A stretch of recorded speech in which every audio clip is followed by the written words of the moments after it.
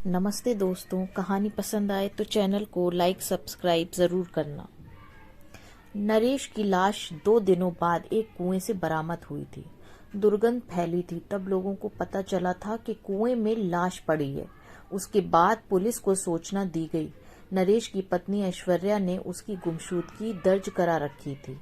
नरेश शहर का जाना माना व्यवसायी था। पिता की मौत के बाद सारा कारोबार वही संभाल रहा था, जिसकी वजह से वे काफी व्यस्त रहता था।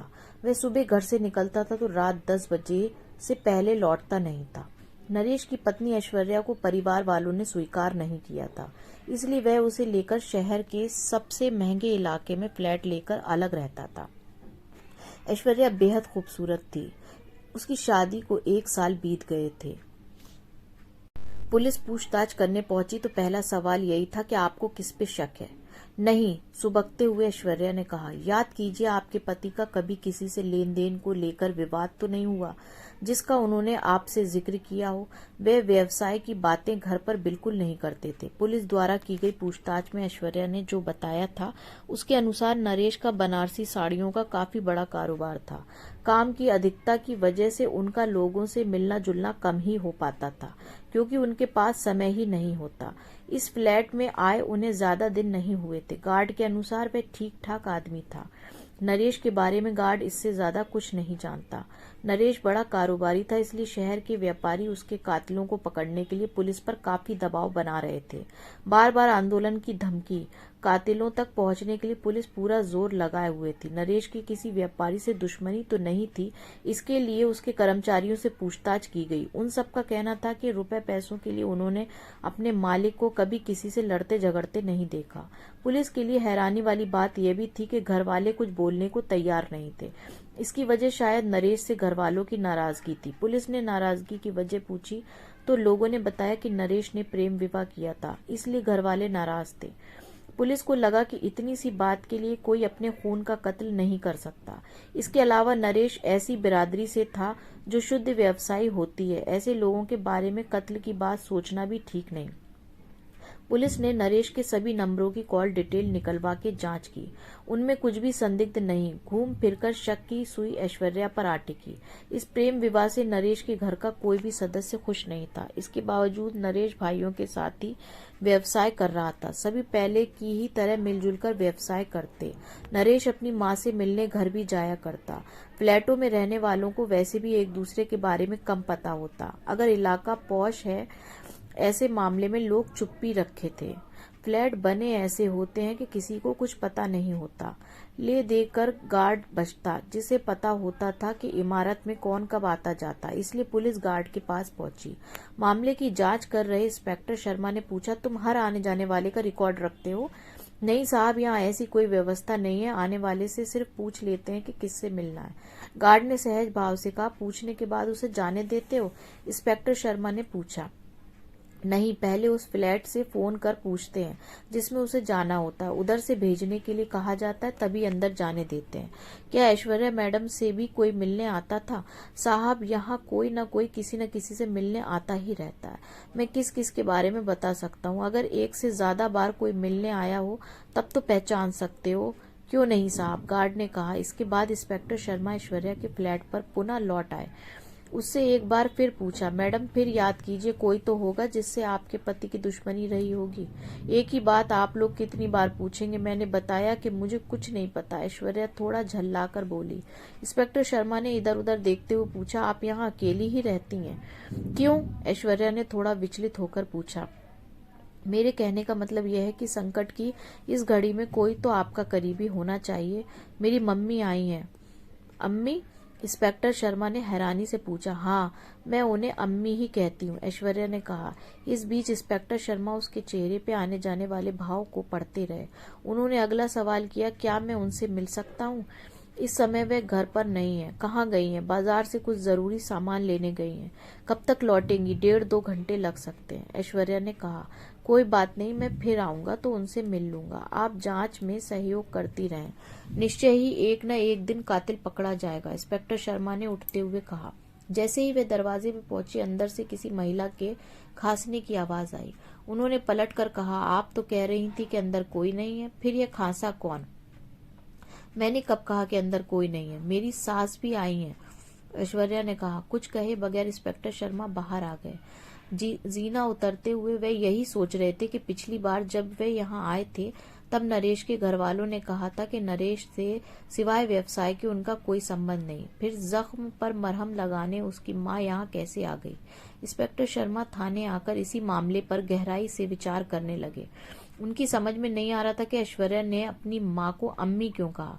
कहीं वह मुस्लिम तो नहीं? अब इसका पता कैसे चले? क्यों ना नरेश के घर वालों से पूछा जाए। हो सकता है इसी वजह से नरेश के घर वाले ऐश्वर्या को नापसंद करते रहे हों। इस बारे में घर वालों से पूछने का निर्णय लेकर वे अन्य काम में लग गए। अगले दिन सुबह सुबह ही ऐश्वर्या का फोन आया। वह थोड़ी घबराई हुई थी। उसके हकलाते हुए कहा, इंस्पेक्टर साहब जल्दी आइए, मैं आपको एक जरूरी बात बताना चाहती हूँ।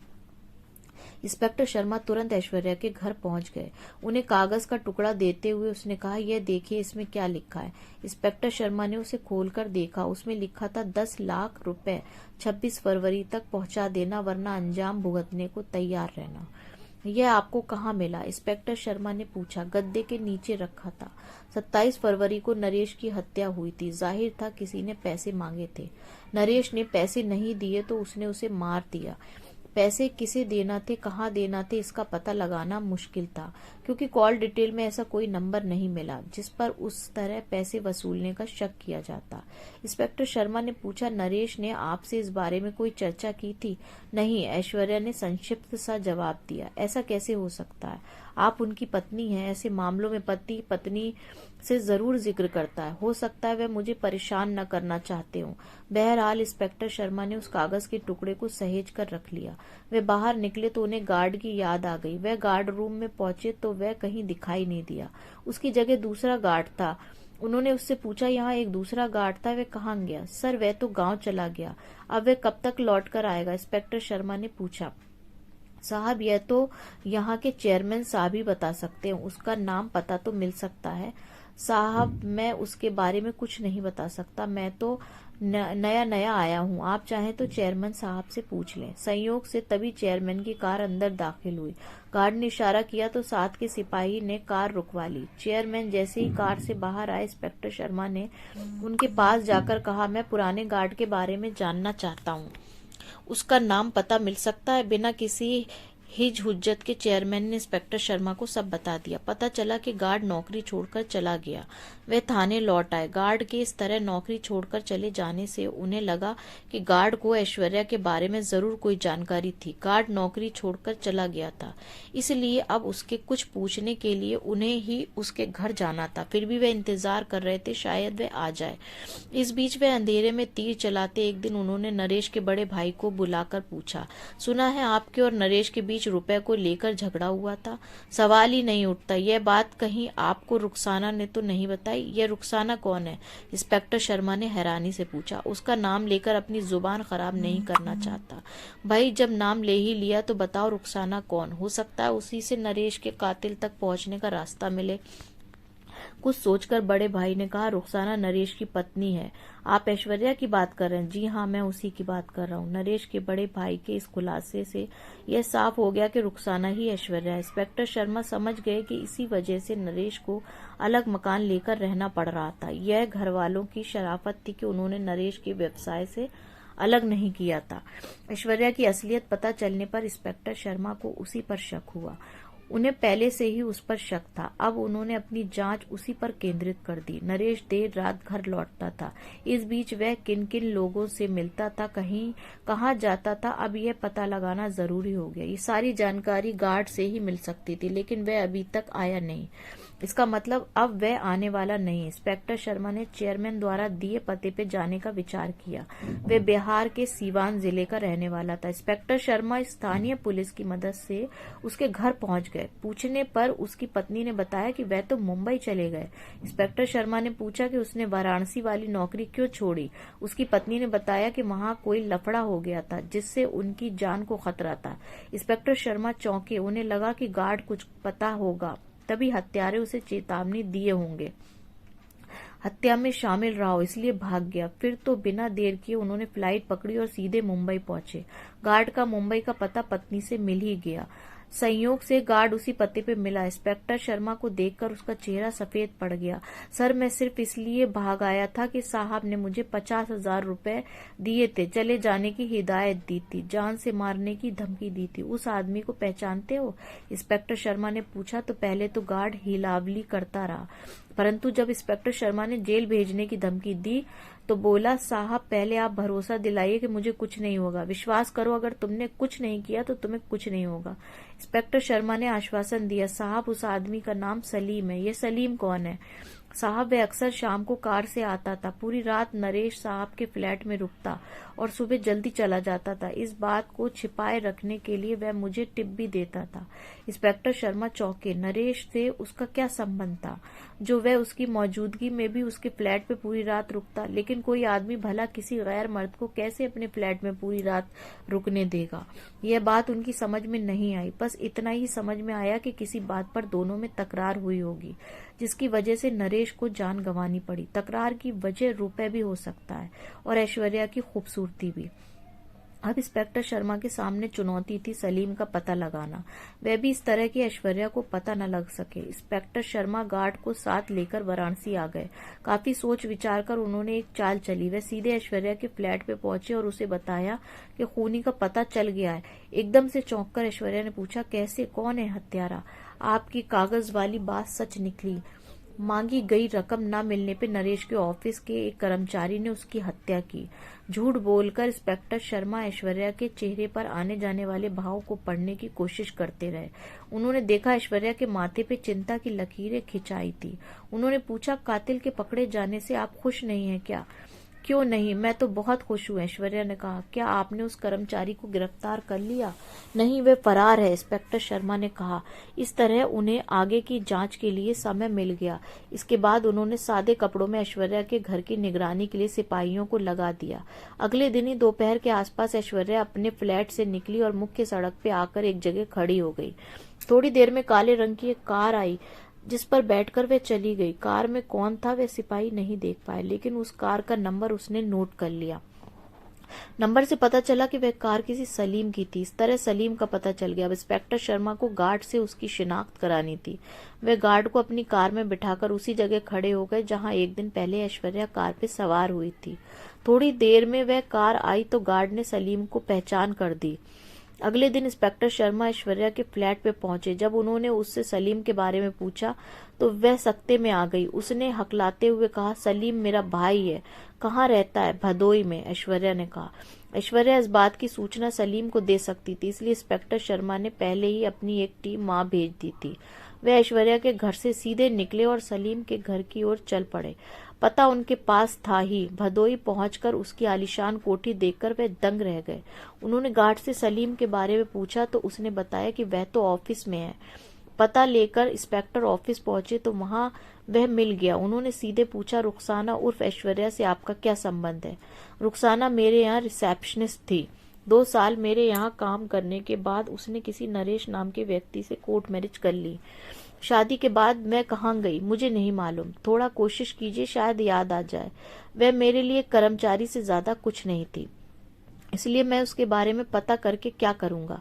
कहकर सलीम ने पल्ला झाड़ना चाहा। तभी एक कर्मचारी ने अंदर आकर उसके सामने एक पर्ची रख दी। पर्ची पढ़ सलीम ने कहा, माफ कीजिए इंस्पेक्टर साहब, एक जरूरी काम आ गया, मैं अभी आता हूँ। कर्मचारी से चाय लाने को कहकर सलीम बाहर आया। इंस्पेक्टर ने उस कंप्यूटर की स्क्रीन अपनी ओर मोड़ ली जो सीसीटीवी कैमरे से जुड़ा था। स्क्रीन पर ऐश्वर्या और रुखसाना का चेहरा दिख रहा था। हालांकि वह बुर्खे में थी, लेकिन अंदर आकर उसने चेहरा खोल लिया था।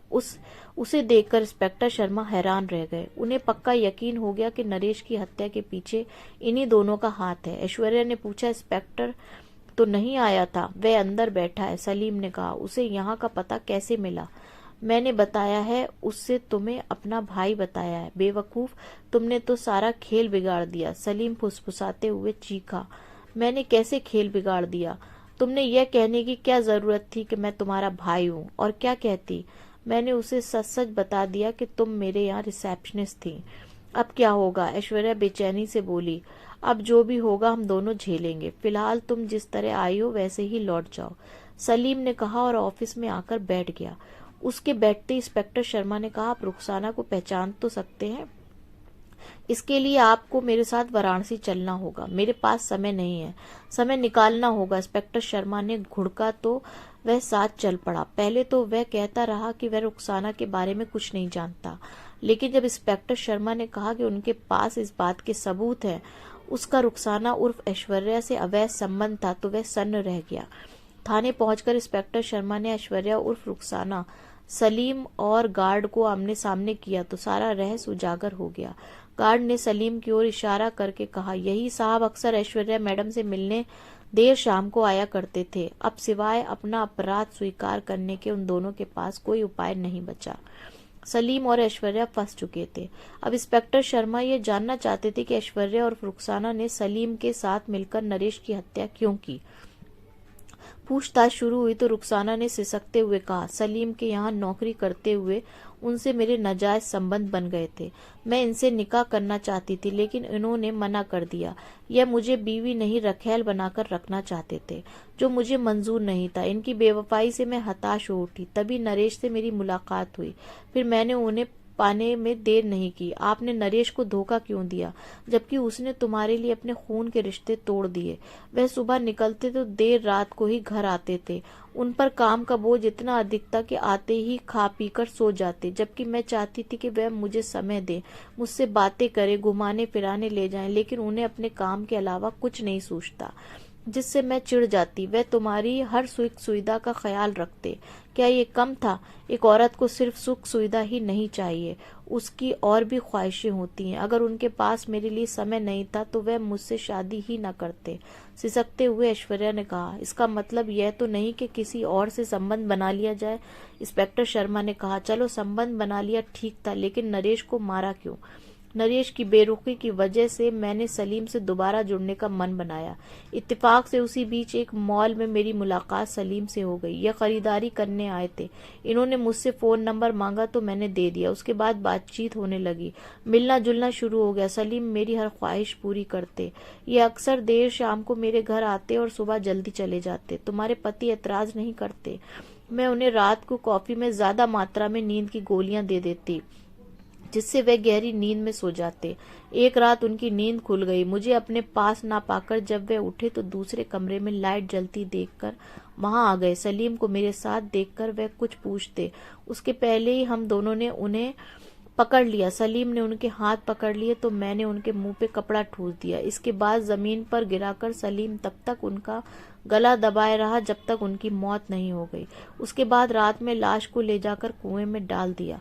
पूछताछ के बाद इंस्पेक्टर शर्मा ने ऐश्वर्या और रुखसाना और सलीम को वाराणसी की अदालत में पेश किया, जहां से दोनों को जेल भेज दिया गया। इन दोनों का क्या होगा यह तो समय बताएगा।